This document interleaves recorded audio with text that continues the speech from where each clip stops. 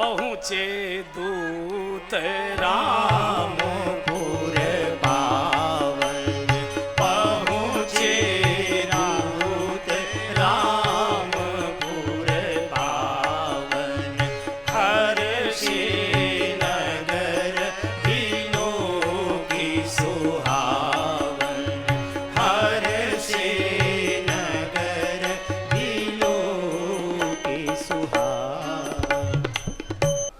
दोनों दूत राजभवन पर पहुंच गए। दशरथ जी को समाचार होता है कि जनकपुर के दो दूत आए हैं पत्रिका लेकर, और भगवान का, श्री राम का संदेश उनके पास है। दशरथ जी ने कहा तुरंत बुलाइए, और जाकर दोनों ने प्रणाम किया। महाराज, हम श्री जनक जी के सेवक हैं, दूत हैं उनके राज्य के। महाराज ने आपके लिए एक पत्रिका भेजी है। तो जो सचिव थे ना, सचिव पत्र पढ़ने वाले, वो खड़े हुए, लाओ मुझे दो। दशरथ जी ने कहा नहीं। दशरथ स्वयं खड़े हुए और कहा कि मेरे राम का संदेश इसे नौकर नहीं पढ़ेगा, इसे मैं पढ़ूंगा। और क्या स्थिति हो गई, बारी बिलोचन बाजत बागी, बारी बिलोचन बाजत बागी, फूल की गात आई भरी छाती, फूल की गात आई भरी छाती। थोड़ा दशरथ जी से सीख लीजिए। पत्रिका सेवक ने नहीं, सेवक खड़ा हुआ, ये पत्र मुझे दो। दशरथ का नहीं नहीं, राम का संदेश मैं स्वयं पढ़ूंगा। राम का संदेश माने राम जी की कथा, राम जी का भजन, राम जी का पाठ। दशरथ जी कहते उल्टा सीधा गलत सही, थोड़ा बहुत पाठ मनुष्य को स्वयं भी करना चाहिए। ठीक है, हम बड़े लोग हैं, हमने पंडित जी बिठा रखे हैं पाठ के लिए, पूजा की, अच्छी बात है, इसमें कोई बुराई नहीं है। लेकिन मैड बच्चे को खिलाए और माँ बच्चे को खिलाए, दोनों में अंतर हो जाता है। दशरथ जी ने स्वयं पाठ किया, आंखों से आंसू आ रहे हैं। दोनों सेवकों को बगल में ले लिया, भैया ये देखिए कितने आदर के मेरे राम का संदेश लेकर आए हो, तुम भी मेरे लिए राम जैसे हो। पूर्वी उत्तर प्रदेश में भैया ये सबसे आदर का शब्द माना जाता है। भैया कहो कुशल दो बारे, मेरे दोनों बालक बिल्कुल ठीक है ना? बोले बिल्कुल ठीक है। बोले तुमने अपनी आंखों से उनको देखा है कि नहीं? हाँ देखा है। दोनों को पहचानते हो ना तुम उनको? हाँ हम पहचानते हैं। तो उनका स्वभाव बताओ, पहचानो तब कहो स्वभाव। ये बाप है, इसको अपने बच्चों के आचरण व्यवहार पर कितना भरोसा है कि कहीं भी अकेले चले जाएंगे तो भी उनके स्वभाव में कोई परिवर्तन नहीं होगा। इतना विश्वास है कि मेरे बच्चे। और दोनों का अंतर देखो, भगवान श्री राम का और भगवान श्री कृष्ण का। भगवान श्री राम अपने स्वभाव से जाने जाते हैं और भगवान श्री कृष्ण अपने प्रभाव से जाने जाते हैं। और राम का स्वभाव अस स्वभाव कहूँ सुनहु न देखो, दुश्मन भी बैरियु राम बड़ाई करही। काय बात की? बोले बोलन मिलन विनय मन हरहि। राम जिसके सामने बोलते थे एकदम जैसे मिश्री घोल दी हो, मिलते थे इतने खुले हृदय से मिलते थे, आदमी डूब जाता था। बोलन मिलन विनय, उनकी विनम्रता का तो कोई पारावार नहीं, मन को हरण कर ले। दशरथ जी बहुत गदगद हो गए, बहुत गदगद हो गए। अपने गले के हार उतार कर दोनों सेवकों को गले में ऐसे डाले, दोनों सेवक दूर हट गए, हाथ जोड़े, नहीं राजन ये हम स्पर्श भी नहीं करेंगे भैया, ये तो मेरे हृदय की खुशी है, मेरे बच्चों के विवाह का संदेश लेकर आए हो, ये भेंट तो आपको स्वीकार करनी पड़े। सेवकों ने कहा भेंट तो बहुत बड़ी चीज़ होती है, हम तो अयोध्या का जल भी नहीं पिएंगे, हम तो जल भी जनकपुर से साथ लेकर आए हैं, हम बेटी वाले हैं, हम बेटी के यहाँ से आए हैं और भारत की परंपरा है बेटी को दिया जाता है, बेटी के यहाँ का जल भी नहीं पिया जाता। बेटी तो देने के लिए, उसको तो दिया ही जाता है। दूतों को वास दिया, पत्रिका लेकर वशिष्ठ आश्रम गए हैं और फिर रानियों को पत्रिका दी। ऐसा लगा हर रानी पत्रिका को हृदय से लगाती है, मुख से चूमती है। ऐसा लगता है पत्रिका के रूप में आज राघव का नया अवतार हो गया। पुरी यद्यपि अवध सदैव सुहावन, राम पुरी मंगलमयी पावन। वैसे अयोध्या हमेशा सुहावनी, लेकिन पूरी सजाई गई, तोरण द्वार सजाए गए, बारात की तैयारी हुई। इतनी अपार भीड़ बारात में पूरी, जैसे अयोध्या उमड़ पड़ी हो।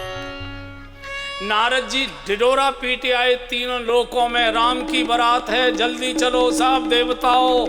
उधर देवलोक के सारे देवता, ऋषि लोक के सारे ऋषि, मुनि लोक के सारे मुनि, अयोध्या के नागरिक। मुझे लगता है कि यहाँ से और जनकपुर तक इतनी लंबी बारात होगी। अपने अपने वाहनों में बैठकर सबसे आगे वशिष्ठ जी का रथ, पीछे दशरथ जी, पूरे बराती नौजवान कूदते फांदते अपने कलाएं दिखाते दौड़े जा रहे। गांव से जब बारात निकली तो लोग गांव के डर गए, ये कोई बड़ी सेना जा रही है क्या आक्रमण करने? तो डरते डरते लोगों ने पूछा, कुछ जो और बारात में सेवक चल रहे थे साथ, ये कौन से राज्य पर आक्रमण होने जा रहा है? बोले आक्रमण होने नहीं जा रहा है, बारात जा रही है। बारात? ऐसा कौन सा दूल्हा है भैया जिसकी इतनी तगड़ी बारात जा रही है? वो दूल्हे का तो दर्शन कराओ। बारातियों ने कहा दूल्हा नहीं है साथ में। दूल्हा नहीं है तो बारात कैसी?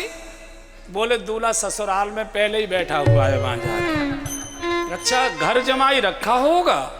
बोले ये तो आगे बताएंगे क्या होगा, लेकिन अभी यहाँ नहीं है। अच्छा कोई बात नहीं, हमको वो उसके पिताजी का दर्शन करा दो जिसका पुत्र है इतना यशस्वी कि उसकी इतनी बड़ी बारात है। तो वो देखो वो आगे वाला रथ जा रहा है ना, उसके पीछे जो हैं वो लड़के के पिता हैं। अरे नाम तो बताओ।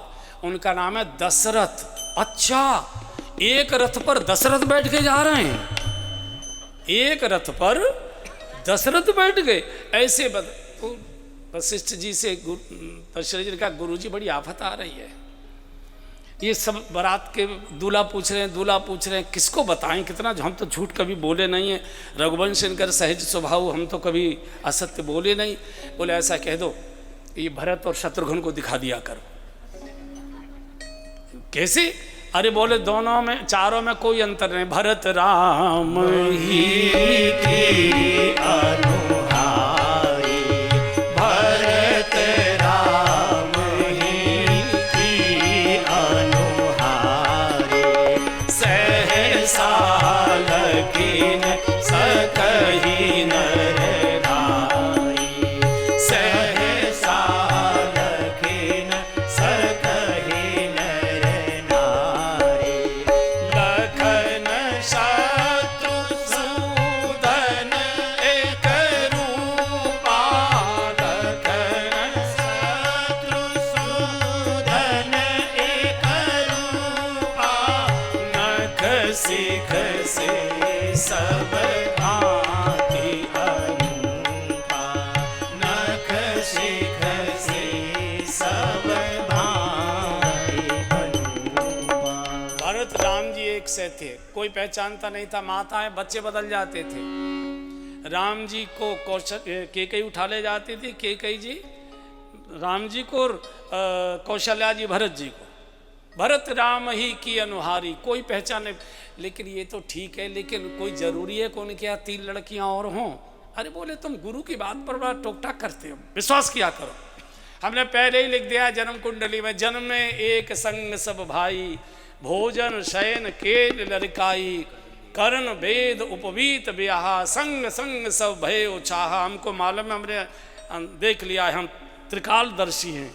तुम त्रिकालदर्शी मोने नाता, क्या क्यों मत करो, चुपचाप चलो। जनक जी ने सरतन जनक बधाए सेतु, सब नदियों पर पुल बांधे, राम कथा सेतु बंध किए। राम ने जन्म लेकर समाज की खाइयों को पाटा है। वशिष्ठ विश्वामित्र में दुश्मनी थी, दोनों को मिला दिया, दोनों को गुरु बना दिया। जनकपुर में अयोध्या में बोलचाल नहीं थी, शादी संबंध करके समधि हो गए, समधि आने से सबका संबंध जुड़ गया। भगवान ने वन की यात्रा के माध्यम से नगर को गांव से मिला दिया, गांव को वन से मिला दिया, वन को राक्षसों से मिला दिया ना, सारा का सारा राम कथा सेतु बंध की। इधर भोजन में पहले बाग रोटी खाई है आपने, बाग रोटी। पहले बारातें जाती थी ना, बड़ी दूर तक तो रास्ते में भोजन की व्यवस्था की जाती थी, उसको बाग रोटी कहते हैं। क्या भेजा? दध चियोरा उपहार अपारा, भरी भर कांवर। सीता जी को पता लगा पापा जी ने दही और चोड़ा भेजा है। जनकपुर का ये सबसे प्रिय भोजन है दही और चिवड़ा। पूर्वी उत्तर प्रदेश का है लिट्टी और चोखा। मुजफ्फरनगर का है उड़द की दाल, ठाडा घी, ठाडा घी है हर जगह का। और हमारे ब्रज का है रबड़ी, खीर, पूड़ी, कचौड़ी, ऐसा है, लस्सी। तो जानकी जी घबरा गए तो बाराती बीमार हो जाएगी। जो कार्तिक में दही निषेध है, कार्तिक में दही नहीं खाना, क्वार करेला कार्तिक दही, ऐसा बोला जाता है ना।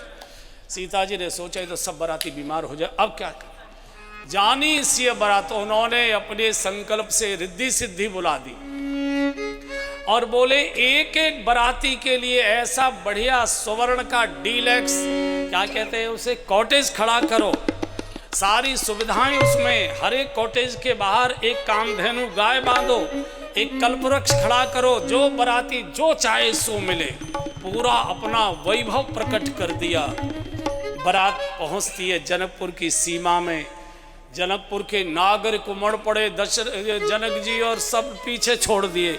जनता उमड़ गई बारात देखने के लिए। और जैसे ही बारात का दर्शन किया, ओहो, आज जनकपुर के घर घर में एक ही चीज गाई जा रही है। आज मिथिला नगरिया निहाल सकी है, आज मिथिला नगरिया निहाल सकी है। चारों दुल्हा में बड़का कमाल सकी है, चारों दुल्हा में बड़का कमाल सकी है। मिथिला नगरिया सांवर सांवर गोरे गोरे जोड़ियां जहान में, सांवर सांवर गोरे गोरे जोड़ियां जहान है।